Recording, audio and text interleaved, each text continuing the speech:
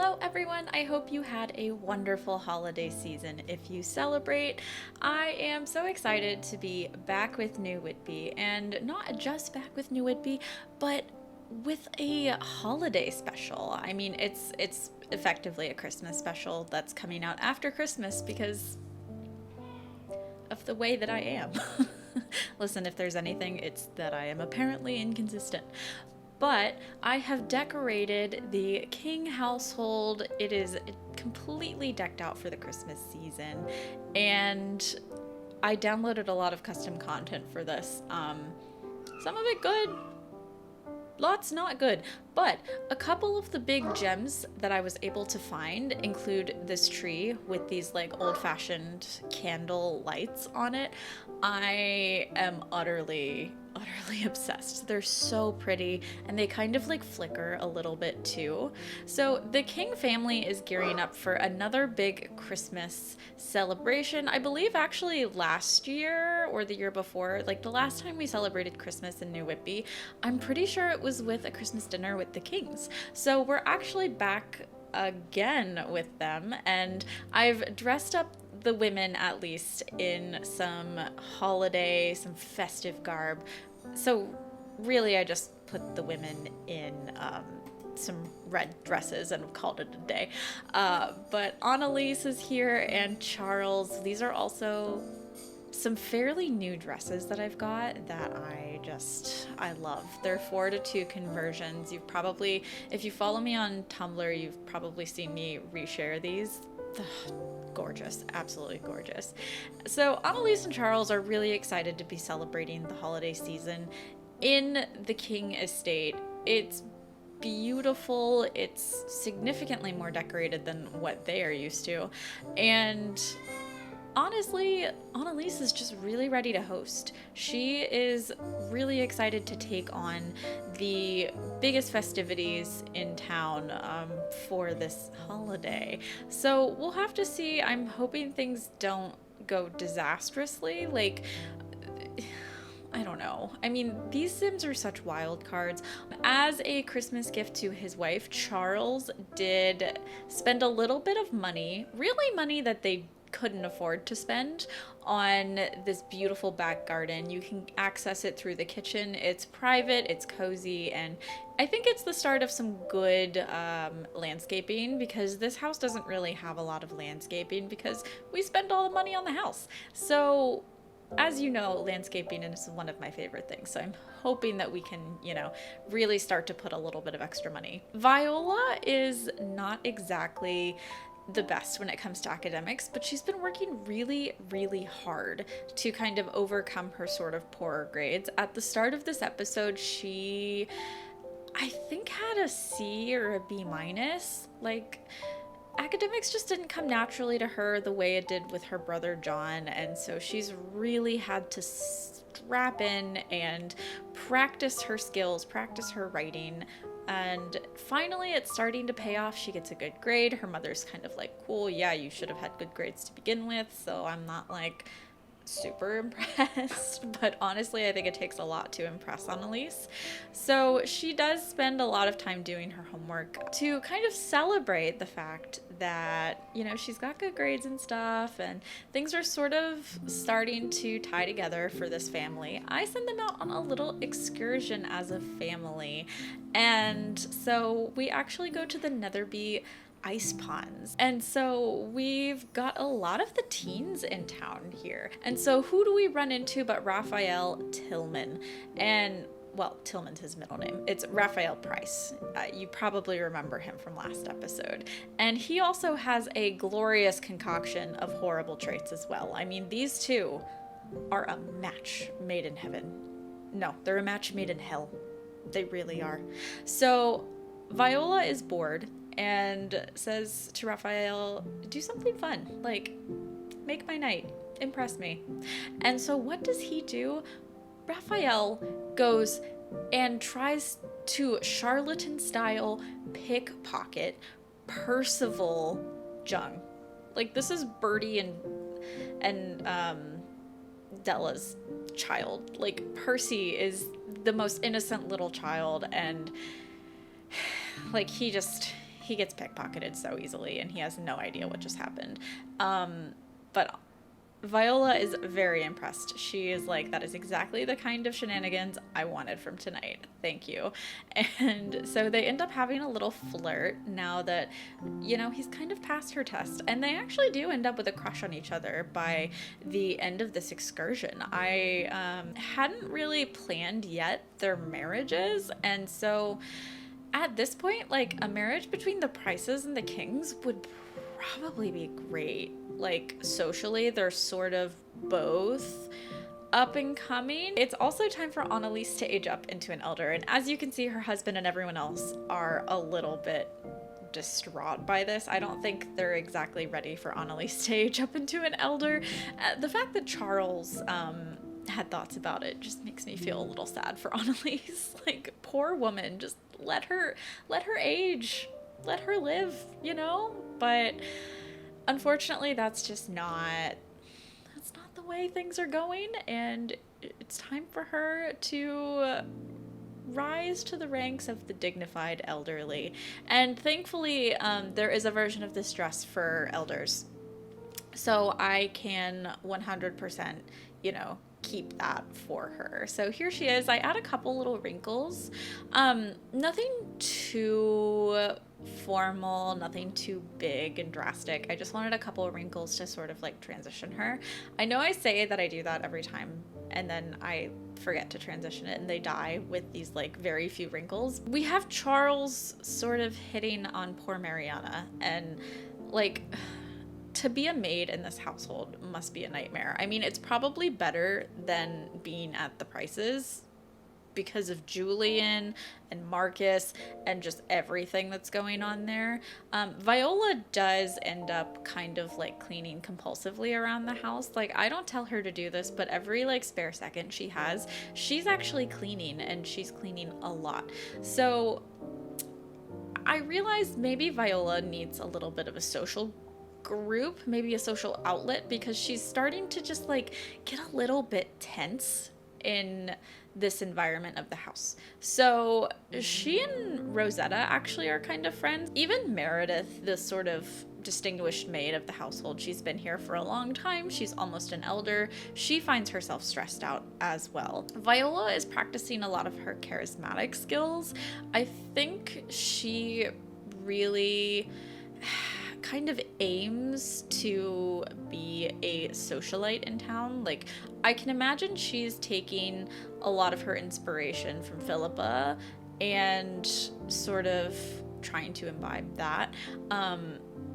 Of course, I think Philippa went about it through kindness, and what we're going to see with Viola is maybe the opposite of that. So we'll definitely have to see how that goes. I invite a couple of the other sort of like upper class teenage girls. So we've got Cora Grunstrom, and of course Ethel Harvey. We've got Eliza Harvey as well. So I decided to have a lot of the Harvey girls represented because I do think her mom, Annelise, would want her to sort of help that side of the family become more up and coming, because as you know, Annelise was a Harvey. And so we end up over at Philippa's tea shop. We have Rosetta first, and she is excited to be included because she didn't really know where she was going to stand in the social environment after her father passed away and she and her mom had to move out of the King estate. So I think she's pleasantly surprised. I don't think Rosetta's really going to really like diminish her own personality to be around these girls, though. I think Rosetta is pretty firm in like kindness and knowing who she is. So honestly, that's probably the best kind of friend for Viola, because she won't be affected by the kind of awfulness that is probably going to ensue. Charles is actually in the law degree or law career, and he's not doing great. He's been stuck at a legal biller for days, and I don't know why he's stuck. Like, I'm trying to remember if I downloaded any mods that make it harder for them to progress through the promotions. Like, maybe I downloaded one that actually like limits it based on education. I might have done that. Shadow, did I do that? Can you look in my mods? Can you look in my downloads folder and tell me? Because I genuinely don't remember. So we are starting to actually prepare for the big Christmas festivities here, and Meredith is doing a lot of the cooking. We're going to have like a roast turkey, we're going to have some desserts, and I'm so grateful for Decreasy's default replacements for these foods, because I just think they look wonderful. So you can see that the women are skilling and just kind of enjoying themselves, hanging out in the front parlor while Meredith is working on the cleaning. We've got a pretty big party coming. I mean, not everyone came because I haven't downloaded that mod yet that makes it so that everyone accepts their invites, but I need to download that because every time I throw a party, I wish that I had it. So if someone wants to remind me to download that, I would be grateful. But even Daisy actually shows up. Daisy and Charles have a pretty decent friendship. She doesn't come around quite as much this episode, but last time we were at the Kings, she was around quite a lot. So I think that Charles really wants to be sympathetic to her situation and, kind, and I think Charles would probably be a better person if he weren't married to Annelise. I really do. So look at our spread. We've got some really beautiful food. I am so excited for everyone to dig in and just kind of enjoy themselves. Big, multi-course dinners are a very common part of the Victorian society. And so, oh my God, guys, I forgot about this. So, as soon as the party starts, Charles and Annelise go to have a little canoodle upstairs. I did not tell them to do this. We're in the middle of a party. What are you doing?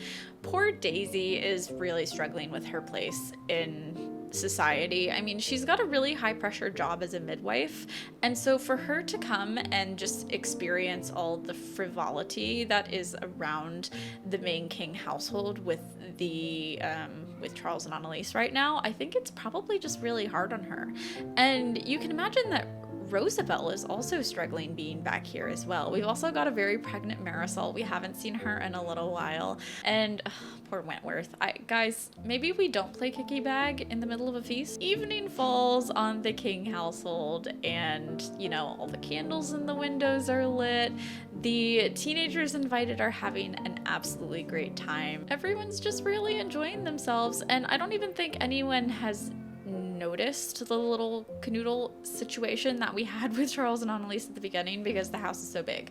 So crisis averted. At least it wasn't anyone questionable, we're having no affairs.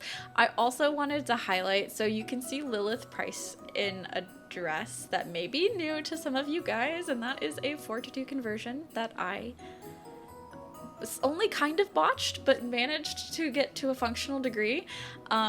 It's one of my favorites that I've done so far. I'm absolutely obsessed with it. I also let Viola open a gift. She gets a little toy horse. And I really need to, I believe, re-download the wine mod from the Plum Bob Keep, because every time I have them drink wine, they immediately put it on the floor. And I don't think that's supposed to happen. If it is, you can let me know. But I'm guessing I just haven't updated it in a long time, and I need to do that. So I've got a queue. I've got a whole queue of things that I need to get done for this game, but we'll get there. We will absolutely get there. So the party ends up as a good time. It's not really a celebration to kind of sort out matchmaking at the moment. I think if John had come home from Cambridge, which he didn't, John decided to stay at Cambridge and not join the Christmas festivities, which I believe probably really upset Annelise. But if John were here, I think she would have been a little more intentional with her invites. Although we did see she invited Noemi and she invited a couple other Harveys as well, and so there were a few girls that she was probably kind of questioning for her son.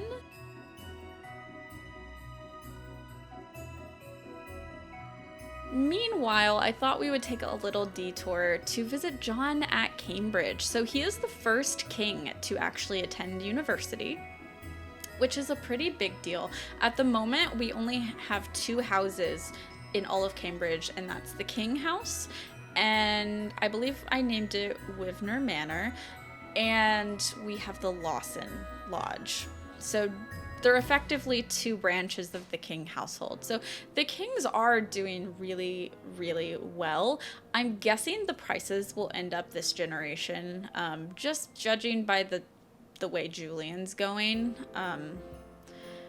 With all of his little businesses, I'm guessing they'll be able to afford to send their sons to Cambridge, but he might put all of their money in the house. So we'll have to see. I'm not totally sure yet. We've got a little time, obviously. I mean, not a lot.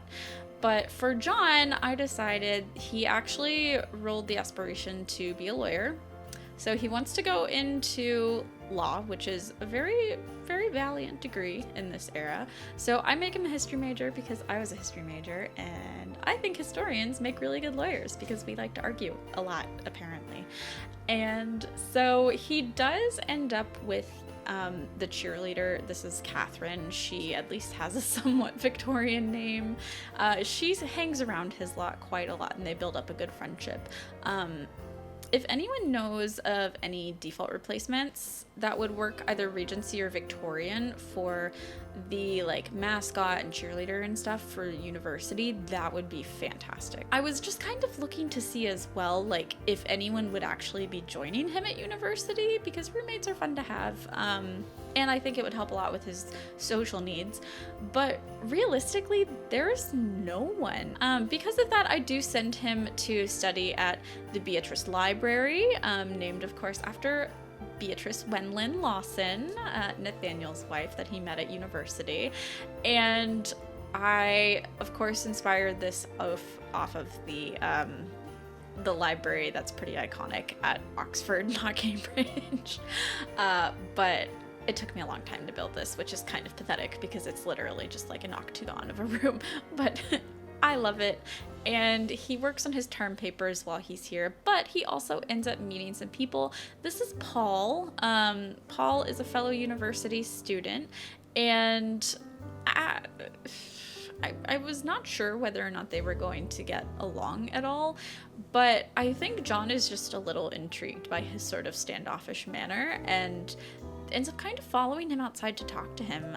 They have a really good chat, they get to know each other, and Paul kind of ends up in the rotation of people that John is writing letters to, is spending time with. They end up kind of like study buddies, but there's obviously there's a little more to it than just pure study buddies here. And so John and Paul, his name is actually Pow, but I thought he looked more like Paul, and Paul was more Victorian. So if he ends up having a kind of long-term stance in New Whitby, I'll probably just formally change it to Paul. He kind of ends the night feeling a little bit better about his situation, although still kind of struggling aspiration-wise. There's a degree of kind of deep unhappiness with John that I just haven't quite put my finger on yet. I don't know if it was growing up with an evil sister and Annelise, who puts a lot of pressure on him, and Charles, who is really just a punching bag at this point. I'm not sure what happened there, but we go into the winter months.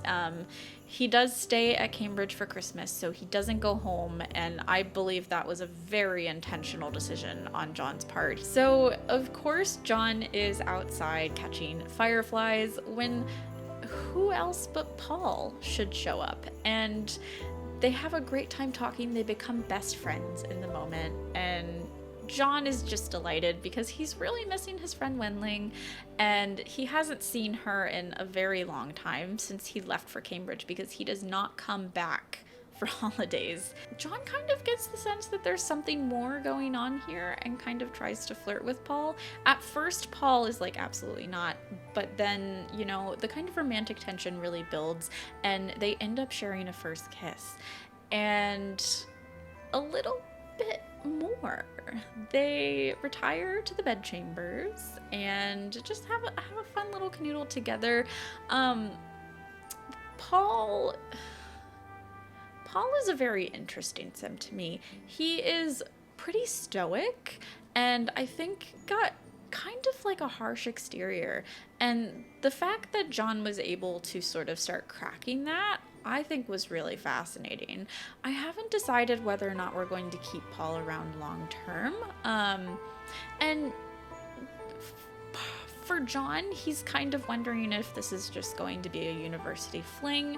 Does get to the point of graduation, and this is Levi. I move Levi in to hold over the house until someone else from the King household can move in, just so we don't lose all of the stuff in the house. You can also see we rearranged a little bit, and that's so we could have some more space for John's graduation party. And so I wasn't intending on Levi to be like beautiful, but he's like kind of gorgeous. He was a completely randomized sim. I had no intentions of like keeping him to be useful, but all of the women at the party immediately gravitate to Levi, like this poor NPC. I mean, I think he probably likes it, like judging by the, like, he looks very charismatic. During the party though, this is becoming a trend in this house. In the middle of the party, John and Paul start having a canoodle, and who other but Jasper should walk in. Jasper's also at university over at the Lawson Lodge right now, and look, Jasper, you lingered a little bit too long. Like, I'm sorry, but it's a little concerning. They keep going, and Charles walks in on them. Charles, who, you know, thinks his son is going to marry a woman and is appalled, aghast, confused. So that's gonna come back to bite him. John's secret is now a little bit out in the family, and we'll have to see what happens whether Charles tells Annelise. But Wenling shows up, which John is really excited about. He's so happy to see her. She's aged up into an adult now too, and Viola is, she will not leave Levi alone. Like, he has like no money. Like, he goes to university, but like, this is not an eligible match unless I kind of cheat and make him one, which like potentially I could do because I've stopped adding new families into the neighborhood since it's starting to get a little big and unwieldy. So I don't know. I'm not sure what to do with him, this beautiful specimen of a sim. Paul ends up sitting at the living room, which is like, you know, the whole room, and is very bold with his affections towards John in front of the family. And I think Charles is trying to kind of distract Annelise from what is very clearly happening behind them by, you know, flirting with her and dancing with her. Look at Levi. I'm sorry. This is just a Levi stan account now. Like, what do I do with this? What do I do with this man? With that, John ages up in his pajamas to a full adult, and it's time for him to move back to New Whitby. So the party ends and he cleans up his house, and after everyone's gone, he, you know, settles into his carriage for the long ride back to New Whitby.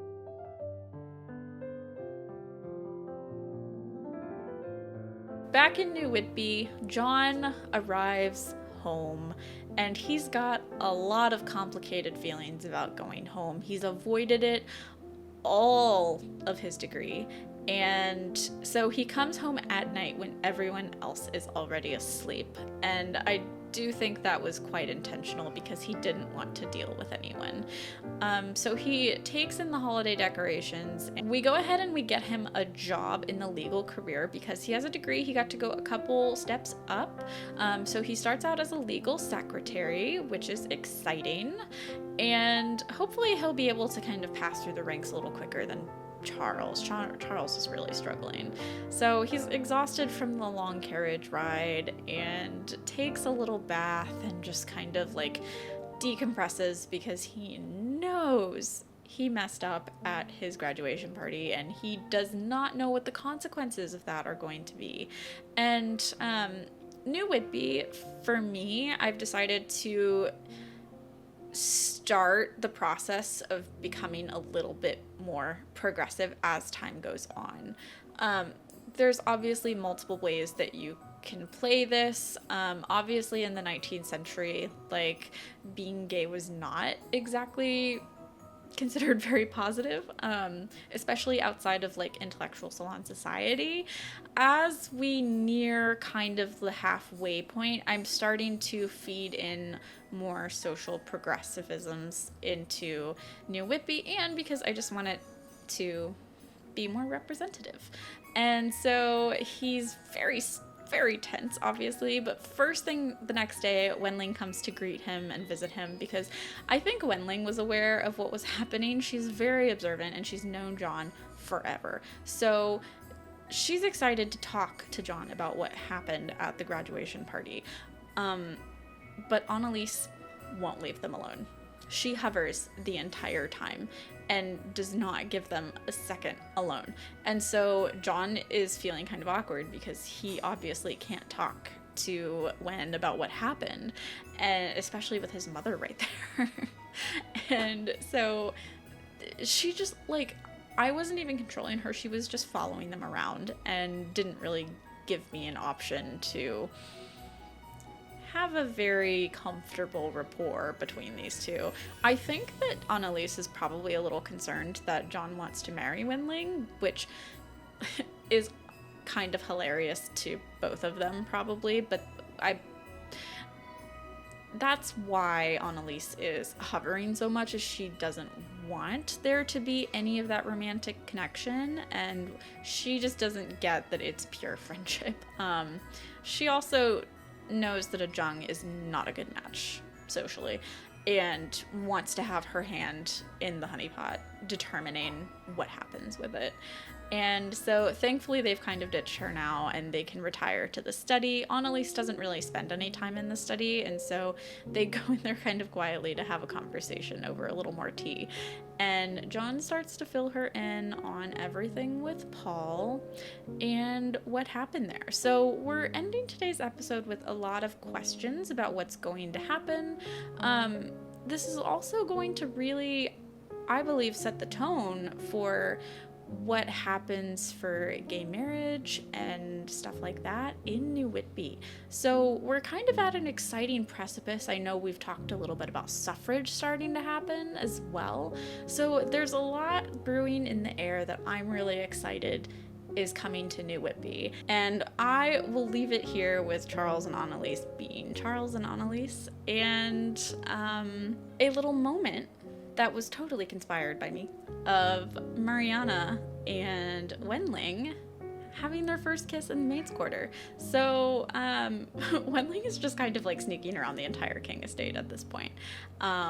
But I think she was a little inspired and emboldened by what happened between John and Paul. And so she was like, you know what? I'm gonna go after what I want. And Mariana is like beside herself in the best way. Like, she's shocked. She wasn't expecting this. She didn't even know Wenling was here because Meredith made the tea and everything. And so that is where we will leave off. I'll see you next time. Bye.